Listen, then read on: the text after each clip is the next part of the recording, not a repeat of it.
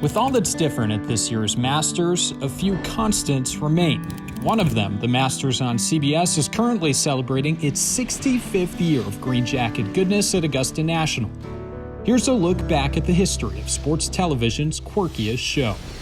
The story begins in 1956, the same year one Elvis Presley sashayed his way across the Ed Sullivan Show for the first time. A whopping 6 cameras stationed over the final 3 holes show 2.5 hours of golf for the week. That works well for a while, but things really take off in '59 when a spunky young producer named Frank Cherkinian convinces CBS brass to make him lead producer of the Masters. The Ayatollah, as he's called, will come to be known as the father of golf on TV. In '65, just a year after Beatlemania sweeps the US, CBS sweeps the golfing public at the Masters. The Ayatollah implements on-course microphones and starts prodding his announcers to eavesdrop on the action. Golf on TV as we know it is just starting to take shape. But there's just one thing missing: color. And in '66, Cherkinian and Augusta National chairman Cliff Roberts work with CBS to broadcast the tournament in living color just a year before the first ever Super Bowl. CBS Color costs about $5 million in today's dollars to implement.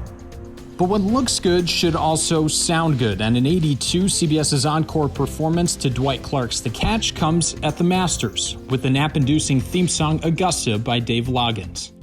And speaking of soothing sounds, in 1986, a 26-year-old Jim Nantz is assigned his first Masters. His call of Jack Nicklaus's near ace from his perch on the 16th earns him a spot in green jacket lore. In '97, late-night king Dave Letterman, alongside a record-breaking audience of 43 million Americans, cedes the show to new lead producer Lance Barrow, as 21-year-old Tiger Woods becomes the first black golfer to win the Masters. 20 years later, another Masters first, this time when Dottie Pepper becomes the first female TV analyst in Augusta National history in 2016. And 3 years after that, Augusta shoots straight into the future, this time partnering to provide fans with views of every shot on every hole via Masters Digital. The broadcast that once used 6 cameras now uses 110 to capture the action.